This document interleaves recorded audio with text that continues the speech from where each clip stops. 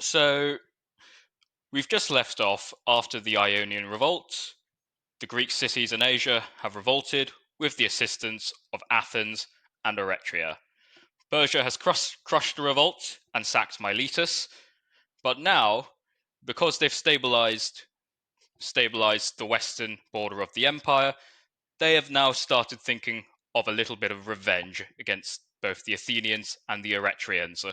So much to the extent that Darius, the Persian king, actually has, according to Herodotus, a servant whisper to him before each dinner, "Sire, remember the Athenians." They've got a grudge, and they're preparing to come over and exact it. So the precursor to Cato the Elder. Yeah, And because yeah, go on. I was curious, as far as the expedition that's going on is concerned, this isn't only about the Greeks, right? There is something else. Wasn't there another part to the expedition?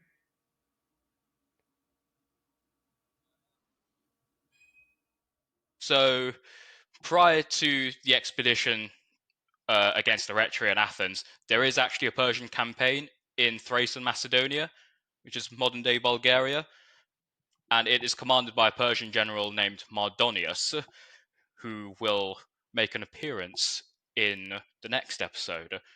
However, at this point, Mardonius has waged a successful campaign in Thrace and Macedonia.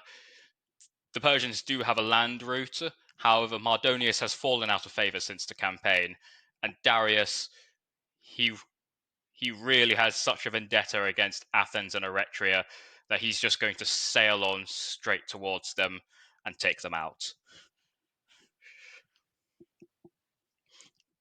At this point, Athens is actually locked in a conflict against an island just off the coast of Piraeus, it's called Aegina.